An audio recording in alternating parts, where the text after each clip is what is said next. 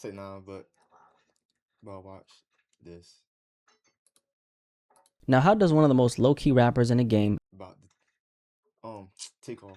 end up getting murdered inside a bowling alley in front of dozens of people? And somehow the case just keeps raising more questions than answers. And how does the alleged killer get a passport, buy tickets to Mexico, secure a $1 million bond, and now has high-level legal representation? It just makes you stop and ask, how does all of that happen? All while the death of Takeoff is still being investigated. The Takeoff case just took a very strange turn, and it feels like no one is really talking about it. For those who don't know or need a refresher, November 1st, 2022, Houston, Texas, rapper Takeoff, one-third Migos, was killed at a private event hosted by J. Prince Jr., son of Rap-A-Lot Records founder J. Prince. If you don't know who J. Prince is, he is literally one of the most powerful and connected figures in the entire history of Houston hip-hop. His name carries serious weight in the streets and in this industry. The event was held at 810 Billers and Bowling, an upscale venue in downtown Houston, invitation only, roughly 40 to 50 people in a room. This wasn't a random club night, this was a closed private gathering.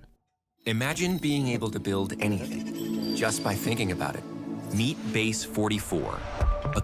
The official event wrapped up around 1 a.m., but people decided to stay. By 2:30 in the morning, the crowd had spilled onto the third floor balcony area, and that's when things went left. A dice game, money lost, tensions rising. Them niggas, everybody there drunk, and they decide to shoot a dice game. Quavo was caught in the Somebody middle of about to it. get shot. Surveillance footage later showed him trying to walk away. His last words before the Then like, you already know they throwing big money, so like niggas already under the influence, all this that, and like somebody lost 10 bands. Like, of course somebody gonna get shots, shot. we don't play like that, bruh. Then gunfire. 2 weapons, See? 10 shell casings recovered at the scene, 9 from a 40 cal, 1 from a 9mm.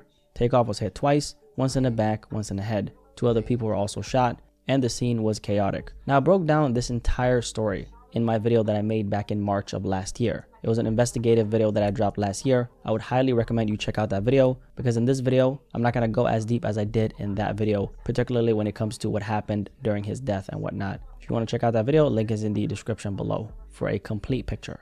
Today, I want to focus on something specific. Pretty recently, something came out regarding the Takeoff case, which I've definitely been up to date with. And I want to share those things with you guys. And there was something that quietly stood out here. The case is finally moving forward now, and I think it deserves another look. But there were some interesting things that I just really paid attention to, and I feel like you need to hear about them as well. But before we go there, let's actually look at what happened during the situation right after he died. Before police even arrived, a nurse who lived nearby heard the gunshots. She waited for the chaos to settle, grabbed her kit, and ran over to the bowling alley to see if she could help. A good Samaritan, right? But by the time she reached him, it was already too late. She said when she got to Takeoff, his eyes had rolled back. He was unresponsive. There was nothing she could do. He was gone.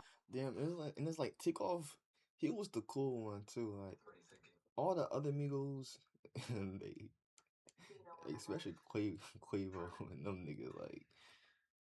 But you ain't ever really hear too much about Takeoff though. 'Cause, like, he was just Before anyone could save him. cool. By the time police arrived, 2:30 in the morning, downtown Houston, the scene was basically empty. Witnesses had already scattered, and a lot of them had left. Security was there. Nobody saw anything. Nobody said anything. And Takeoff was already gone. So detectives had to work with what they had, and what they had was the footage, the surveillance footage. Now, the surveillance footage placed a Patrick Xavier Clark inside that crowd, and he had a gun in his hand. And as the chaos unfolded, Clark was captured on camera firing multiple rounds in the direction where Takeoff was standing. Forensic analysis backed it up. Out of everyone there that night, Clark was the only person caught on surveillance. But he probably really did just want to, cause it's Takeoff. He wanted that street cred for that. Like, he definitely wanted that street cred for that. Like, because he shot multiple times in the direction, and Takeoff got hit in the back of the head too. That's how you know, like, nigga was just shooting just to shoot. Firing in the direction that Takeoff was. After the shots, he fled on foot, briefly ducked inside the House of Blues nearby, tossed a wine bottle he had on him, then disappeared. Now here's the thing that really bothered me. There were around 30 to 50 people at this event that Takeoff was attending, this private gathering, right? So 30 plus witnesses, and Houston PD publicly begged for anyone to come forward. Almost none of them talked. And I'll be honest, that's frustrating to even think about. Someone loses their life in front of all these people and the priority becomes not say anything. That mindset in its own is kind of a tragedy. Isn't that like sad? And look, at this point, investigators had already Clark on their radar. But having a name and being able to make a case are two very different things. What they needed was simple: more leads, more evidence, and people willing to talk. But they weren't getting that. Houston PD's homicide sergeant Michael Burrow said it plainly. Over 30 people were standing outside that bowling alley, and every single one of them left without giving a statement. Every single one.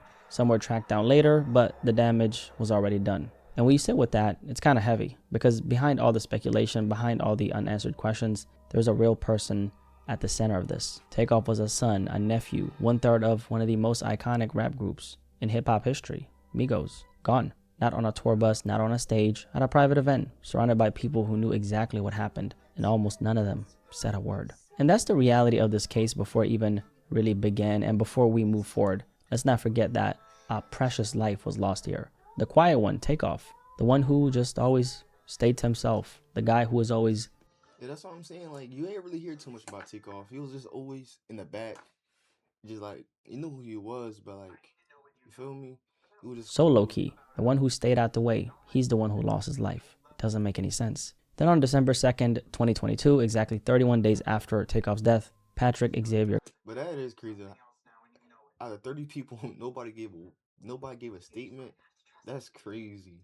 Like, Clark was taken into custody and charged with murder. But here's where things get interesting, right?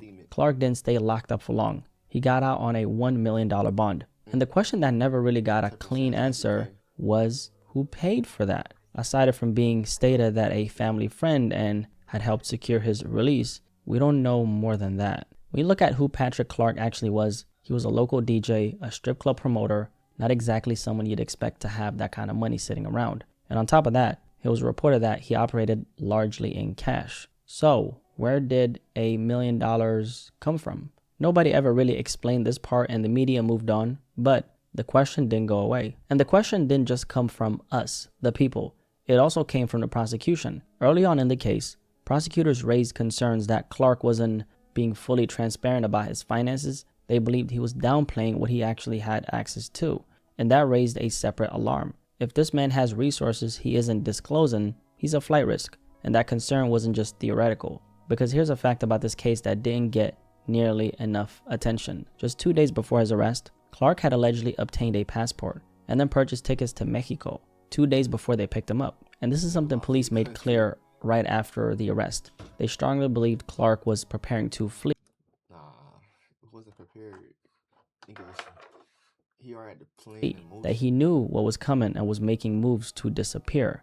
Very interesting. And they also had the receipts to back it up. His movements have been traced, the passport, the Mexico tickets, all of it came out during his first appearance in a probable cause court hearing. Now, at the same time, his defense was pushing back, arguing that their client didn't have the means to post bond, that he simply couldn't come up with the cash. The judge didn't buy it, and bond was set at $1 million, and somehow Clark was able to secure it. Now, to be clear, this obviously doesn't mean that someone is paying a full million in cash, but it still requires serious money or backing to make that happen. Now, this is where things start to get a little interesting.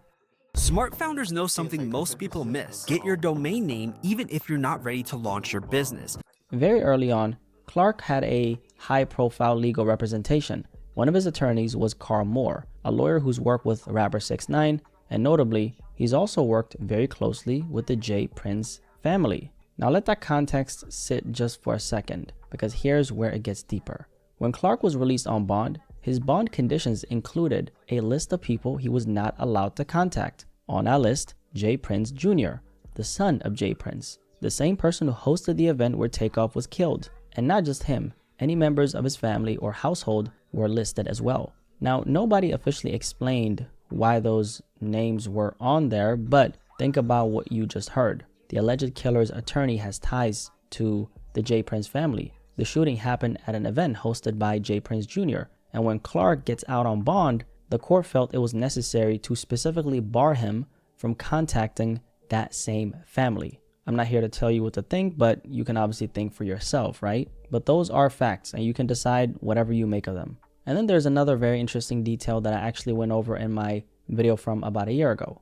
A man named Jim Willis surfaced in connection with the case. He was apparently a private investigator, reportedly working for Clark's defense. And according to what came out, this private investigator was the same person who facilitated the bond. Not paid for it, facilitated it. meaning someone else's money was behind it. Willis was just the one who made it happen. So now the question shifted. It was no longer how did this guy who's accused of killing Takeoff get out? Like, why is this just such a secret? Like, nah.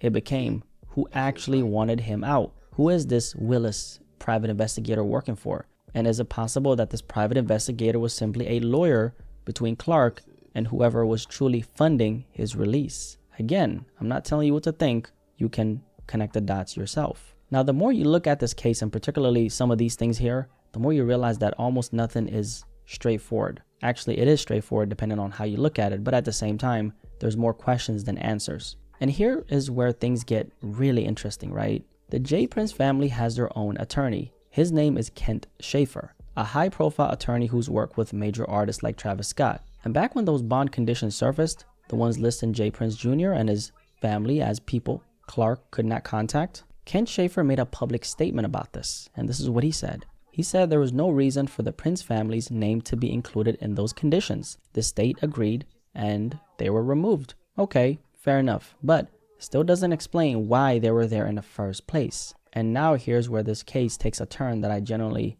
was not expecting. Now remember the attorney that I mentioned? Not Kent Schaefer, Carl Moore, who is of course Patrick Clark's attorney, the one with ties to the J. Prince family. Now this attorney actually just a few weeks ago ended up withdrawing from the case. No explanation given. He's out. Now Patrick Clark in this case also had another attorney. She was a black woman. Her name was Letitia Hollins. She was actually representing nah, it started to look like Takeoff was something like that shit was low key like a P hit on the lowest key. Like, him until recently. Now 1 month ago, she was replaced. And who replaced her? Kent Schaefer, the same attorney who publicly defended the J. Prince family when their names appeared in Clark's bond conditions. The same family whose event this shooting took place at. He is now representing the man accused of pulling the trigger and killing Takeoff. And it's also worth noting how slow this case has been moving forward. This happened in November 2022. We're now in 2026, and there's still no trial. However, a trial is apparently set for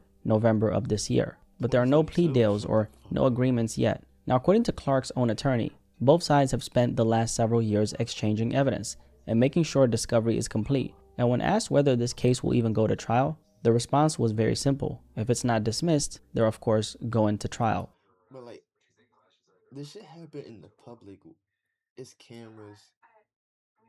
Like, there's no way it's not a camera right where it's happened at. Like, Which it looks like they are. And Clark during this entire time has maintained his innocence, saying he just wants to move on and live his life again. And keep in mind, he's been out on bond this entire time. And like I stated, a trial date has now been set for sometime in November 2026. It looks like early November. But here's another detail that quietly slipped through the cracks, which is a detail that I actually covered in the video that I made about this over a year ago. But not everyone has seen that video, so I'll just talk about it quickly. At some point during the case, DNA evidence was mishandled. A forensic analyst made critical errors in processing evidence connected to Takeoff's murder. Errors serious enough that there is a real possibility that DNA evidence in this case was compromised. Now, the analyst was actually fired because of this. And since then, no real update has been shared on what that means for the case. No clarity on whether the evidence is still intact, usable, nothing. Meanwhile, the defense has been preparing, the prosecution has been building, and the rest of us have obviously just been waiting.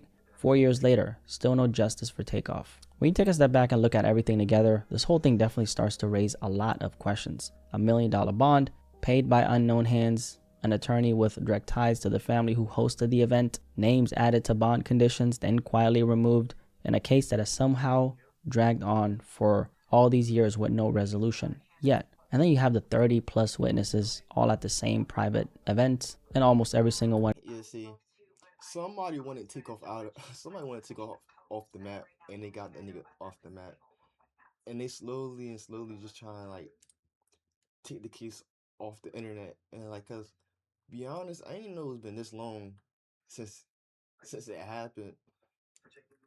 Like, this nigga died in 2022, and like that's like this still crazy. Like, nobody gave a statement the day it happened.